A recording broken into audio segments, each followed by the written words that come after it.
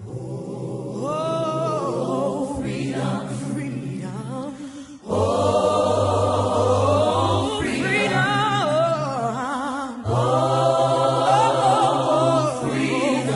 Over me. Donc, bonjour, chers frères et sœurs en Christ. Éric Buffry pour vous, encore une fois, ici pour une autre capsule. Encore une fois, je vais mettre l'emphase sur l'importance d'avoir une saine et une bonne doctrine.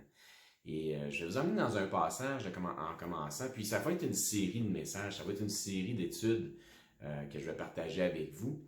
Je vais commencer avec dans le livre de l'apôtre Jean, l'évangile de Jean, au chapitre 8, au verset 44. Ça nous dit ici, je lis, et Jésus ici parle à certains Juifs, puis il lui dit, en fait, on va commencer au verset 43. Il dit, « Pourquoi ne comprenez-vous point mon langage? »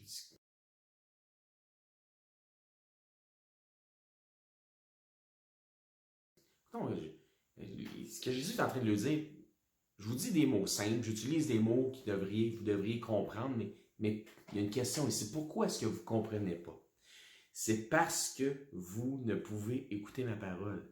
Donc pour eux autres, c'était insupportable de pouvoir entendre ce qu'ils disaient. Ça les atteignait, ça les restait pas indifférents, mais en fait, ça les frustrait dans leur connaissance doctrinale. Ça allait à l'encontre de leur désir doctrinal. Et puis, on fera une autre étude là-dessus aussi, j'en parlerai plus tard. Donc, il dit au verset 44, « Le Père dont vous êtes issus », parce que les autres disaient qu'il était d'Abraham, mais il dit, lui, Jésus les reprend, il dit, « Le Père dont vous êtes issus, voici d'où vous venez. C'est le diable. Et vous voulez accomplir les désirs de votre Père. » Donc, spirituellement parlant, vous voulez parler de doctrine, on va parler d'où vous êtes issus. Vous n'êtes pas issus d'Abraham. Doctrinalement, vous êtes issus du diable. Il est meurtrier dès le commencement. Donc,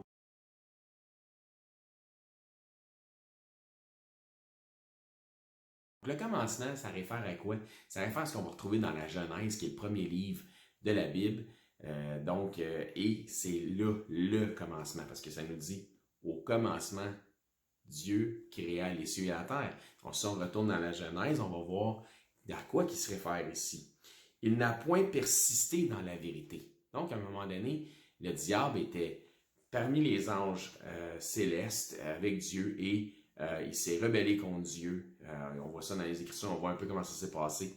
Et il a amené un tiers des anges dans sa mutinerie, dans sa rébellion. Et il n'a point persisté dans la vérité. Parce qu'il n'y a point de vérité en lui. Lorsqu'il dit le mensonge, qui ça? Le diable. Lorsque le diable ment. Et voici, vous êtes sur ma chaîne, et puis ma chaîne porte un peu ce message suivant, c'est vous connaîtrez la vérité, et la vérité vous rendra libre. Vous connaîtrez la vérité vous affranchira. Et le contraire, ou l'antonyme de vérité, c'est le mensonge. Et c'est pourquoi je dis que c'est important d'avoir une saine doctrine. Et suivez-moi à travers ces études-là, vous allez comprendre où je m'en vais avec ça. Donc, il n'y a point de vérité en lui. Lorsqu'il dit le mensonge, il parle de son propre fond. Car il est menteur. Qui ça? Le diable, c'est un menteur. Il ment. Et il est le père du mensonge. Donc, c'est lui qui a enfanté le mensonge.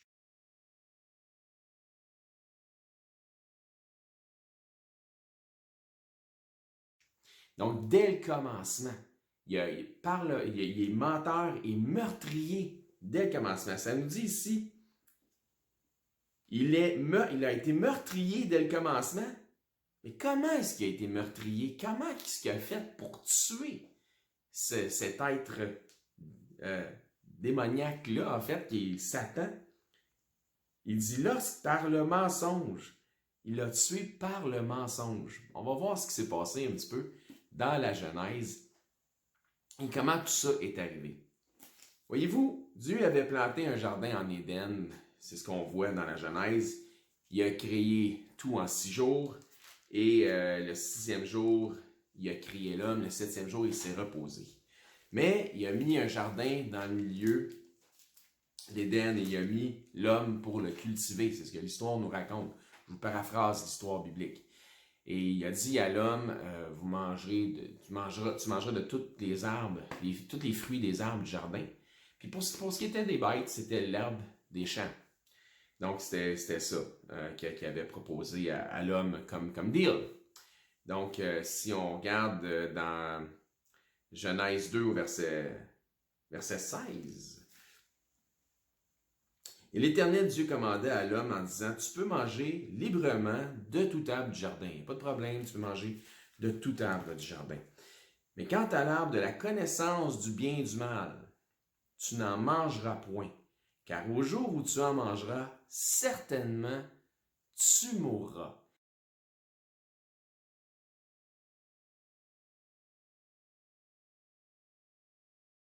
Donc, quand Dieu dit quelque chose, ça va arriver. Si tu le fais, il y a un jugement. Le jugement, c'est qu'il y a une certitude.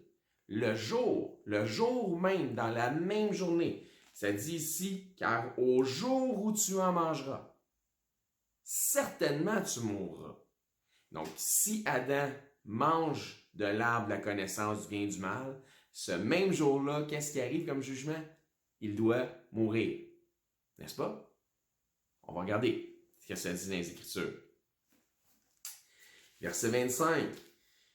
Ensuite de ça, ce qui s'est passé, c'est que Dieu a donné une tâche à Adam, puis il a dit, s'il n'est pas bon que l'homme soit seul, je vais lui faire un aide semblable à lui. Et il a formé une femme qui s'appelle en fait dans les Écritures Ève. Donc on voit ça ici. Donc, or Adam et sa femme étaient tous deux nus et n'avaient point honte, c'est ce que ça nous dit au verset 25.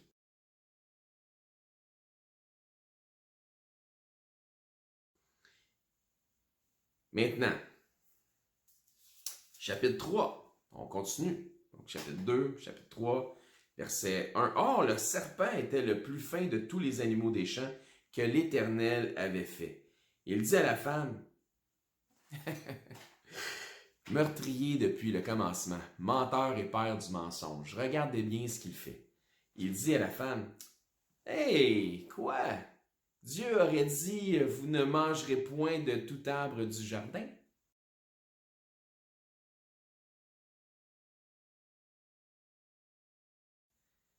Oui, il questionne la parole de Dieu.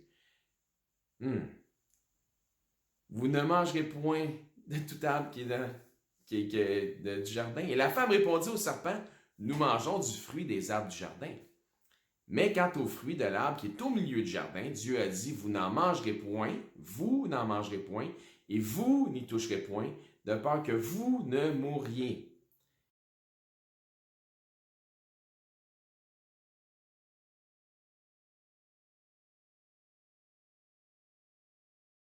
Alors le serpent dit à la femme, vous ne mourrez nullement.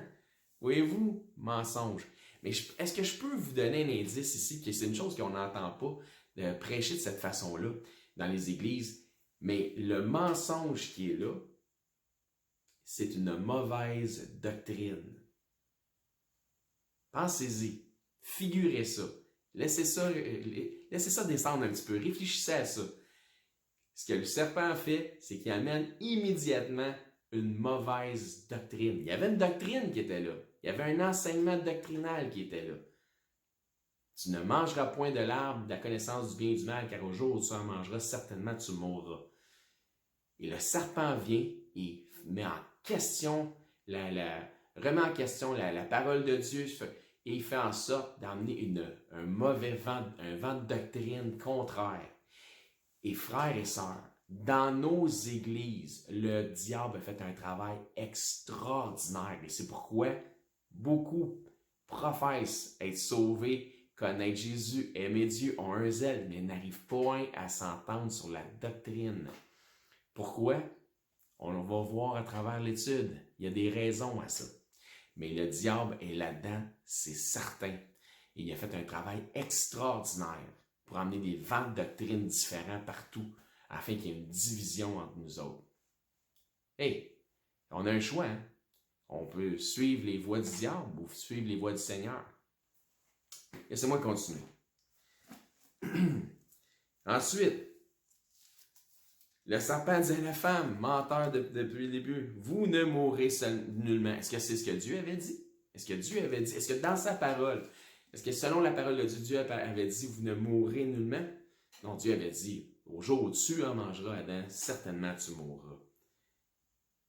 Mais Dieu sait qu'au jour où vous en mangerez, vos yeux s'ouvriront. Hey, tu vas avoir une connaissance supérieure aux autres. Tu vas avoir quelque chose que d'autres ne pourraient pas avoir. Tu vas avoir quelque chose de spécial. Je dis d'autres comme s'il y en avait bien d'autres, mais il y en avait juste deux au début. On comprend l'idée. Mais Dieu sait qu'au jour où vous en mangerez, vos yeux s'ouvriront et vous serez comme des dieux, connaissant le bien et le mal. C'est pas ce que tu veux, Ève. Come on. Ah ouais, juste une petite bouchée.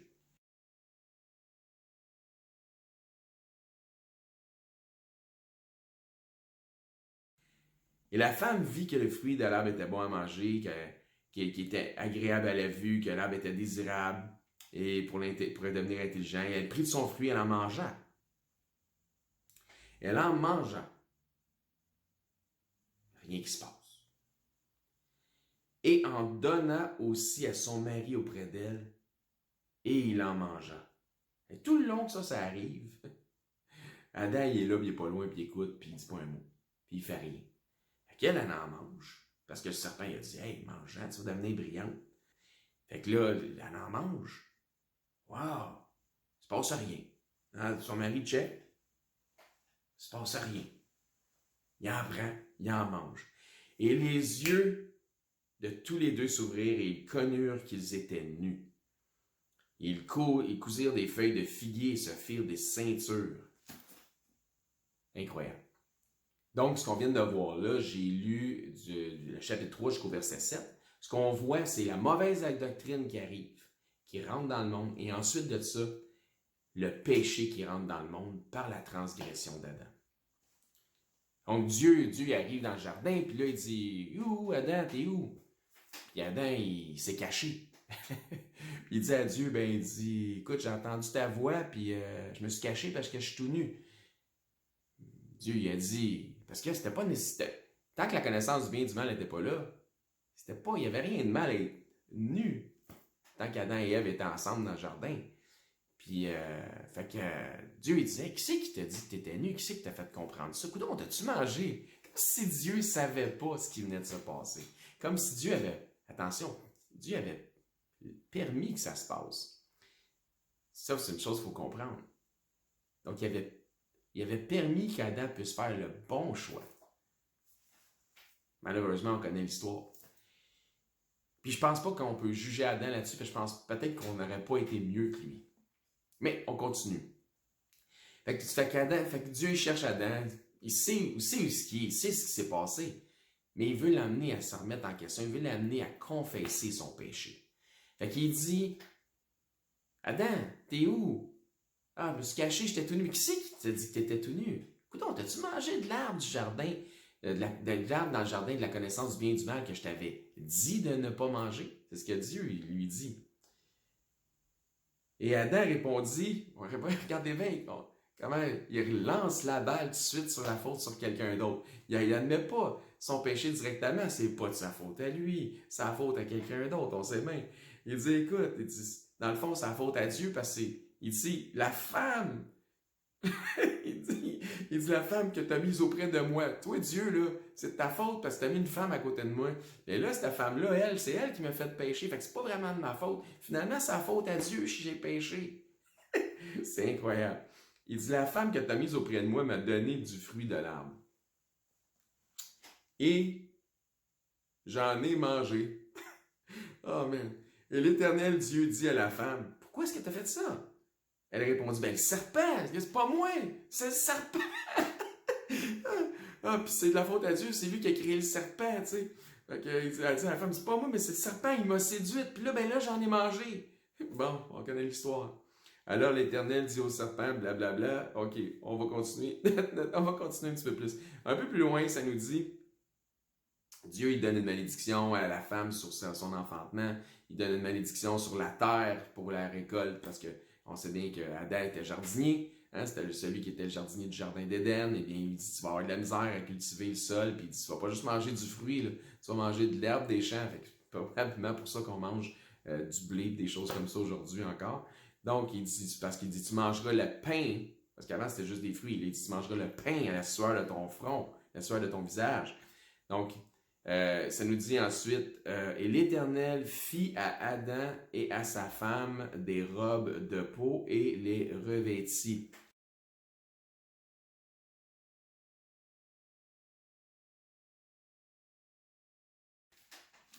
Donc, ce qu'on comprend, c'est comment est-ce que Dieu a fait des robes de peau. Il était déjà nu. Il les a vêtus. Il a revêtu leur nudité. Donc, il a couvert l'objet de leur conscience, de leur péché, si on veut. Comment est-ce que Dieu a fait ça? Donc, si jamais quelqu'un vous nous dit, hey, dans les Écritures, c'est qui le premier sacrificateur? Fait que là, certains vont vous dire, c'est Melchisedec. D'autres vont vous dire, c'est Abel. Eh bien, non, c'est Dieu. Dieu était le premier sacrificateur et c'est lui qui a fait le premier sacrifice pour les péchés d'Adam et de Ève. Et ça nous dit que sans effusion de sang, il n'y a pas de rémission des péchés. Donc, ce que Dieu a dû faire, il a dû prendre des animaux qu'il venait de créer et il a dû en abattre d'eux, en sacrifier en fait d'eux pour la faute d'Adam et de Ève pour couvrir le péché. Parce que ça, n'oubliez pas, ça disait le jour où tu en mangeras, certainement tu mourras. Donc, ça nous démontre aussi la miséricorde de Dieu, où ce qu'il a fait, c'est que Adam et Ève Adam n'est pas mort automatiquement. Puis en même temps, il faut remarquer une chose, lorsque Ève a mangé du fruit, il ne s'est rien passé. Il s'est passé de quoi quand Adam a mangé du fruit? Là, leurs yeux sont ouverts. Pourquoi? Parce que le commandement avait été donné à Adam. Il a dit, le jour où tu en mangeras, certainement tu mourras. Mais lorsqu'on voit, lorsque le serpent arrive subtilement, et ce qu'on va voir ça aussi dans les Écritures, dans la suite de la série, subtilement, ce qu'il fait, le serpent, c'est qu'il met le doute dans l'esprit de Ève concernant la parole de Dieu en amenant une mauvaise doctrine. Et la chose suivante se produit, elle dit, nous mangeons de toutes les arbres du jardin, mais Dieu a dit, le jour où vous en mangerez, c'est pas ça que Dieu avait dit. Dieu avait dit, le jour où tu en mangeras. Donc, le responsable, le leader, c'était Adam. Et c'est lorsque Adam en a mangé que la transformation s'est faite. C'est là que les yeux se sont ouverts. C'est là qu'ils ont réalisé. C'est là que le péché s'est réalisé. Donc, ce que ça nous dit, c'est aussi dans les Écritures, puis nous, on va revoir ça aussi, c'est que par le péché d'un seul homme, Adam, la mort est entrée dans le monde. Donc, comment est-ce que la mort est entrée dans le monde? Donc, la première chose qui est morte, de ce qu'on voit dans les Écritures, c'est grâce au sacrifice que Dieu a fait pour couvrir la faute d'Adam et Ève. Donc, voilà où est-ce que la mort est entrée. Mais, on revient. Dieu avait dit, certainement, le jour où tu en mangeras, tu mourras. Maintenant, la question est la suivante. Est-ce que Adam et Ève sont morts automatiquement lorsqu'ils en ont mangé? Est-ce qu'Adam est mort automatiquement? En fait, ça nous dit qu'Adam a vécu 930 ans. Donc, il n'est pas mort instantanément. Je ne sais pas combien de temps s'était passé avant que le péché soit accompli dans le jardin, mais Adam a vécu longtemps. Il y a eu plusieurs enfants et petits-enfants et arrière-petits-enfants, etc., sur plusieurs générations avant de décéder. Donc, ce qu'on voit par contre, c'est que Adam l'a sorti du jardin d'Éden. Il a mis des chérubins qui étaient là avec un épée flamboyante pour qu'ils ne puissent pas rentrer dans le jardin pour aller manger l'arbre de la vie éternelle. C'est ce que Dieu a fait. Et la raison est la suivante. Donc, ce qu'on voit là, c'est que si Dieu se promenait librement dans le jardin et qu'il a coupé l'accès à Adam dans le jardin, c'est que la mort, et on le voit dans les Écritures, la mort est une séparation. La mort n'est pas simplement quelque chose de physique où lorsqu'on meurt et on est enterré, mais la mort est une séparation d'avec Dieu. Et la vie en Jésus-Christ nous réunit avec Dieu. Donc la mort est une séparation d'avec Dieu, une séparation de la communion que Adam avait librement avec Dieu. Il était séparé de cette communion-là, il était séparé de cette amitié-là qu'il avait avec Dieu, il était séparé de ce genre de paternité-là que Dieu, son Créateur, avait envers lui. Donc, il y a une séparation. Il dit, maintenant que tu connais plus bien que du mal, le mal, ben, arrange-toi. Donc, c'est ça qu'on voit ici. Donc, ce n'est pas une mort physique qu'Adam a subie, c'est une mort spirituelle. que Adam a subi sur le moment. Donc, certainement, au jour où il en a mangé, effectivement, Adam est mort. Mais il est mort spirituellement. Et à sa place, pour ne pas qu'il meure physiquement, il y a eu un sacrifice qui a été fait par le premier sacrificateur, qui est en fait Dieu, pour couvrir le péché avec des peaux d'animaux. Quel animal c'était? On ne sait pas. La Bible n'en parle pas. On a une petite idée là-dessus pour certains, mais il n'y a pas de doctrine ou de grande théologie. On va garder les choses simples et c'est comme ça qu'on va arriver avec une saine doctrine, c'est en ne compliquant pas trop les Écritures. Donc j'espère que ça a été bon pour vous. On va continuer à voir ce sujet-là, on va élaborer sur ce sujet-là. Et on voit déjà le vent de doctrine qui arrive par le père du mensonge, qui est meurtrier dès le commencement, parce que comment il l'a tué en mentant, et comment il l'a tué spirituellement. Et c'est pourquoi Jésus leur dit, vous avez votre père spirituel, c'est le diable. Et c'est pourquoi il lui dit ça, il dit, il est menteur dès le commencement, il est meurtrier dès le commencement, il est le menteur, il est le père du mensonge quand il même parle de son propre fond. Donc, merci pour votre écoute. Espérant que ça vous a béni. On va continuer, comme je disais, on va continuer sur ce vent-là de bonne, de saine doctrine et de vérité. Donc, parce que vous connaîtrez la vérité et la vérité vous rendra libre, vous en franchira. Et en tout, je vous souhaite d'être bénis abondamment et que le Seigneur vous remplisse de joie et d'allégresse. À la prochaine. Oh, freedom.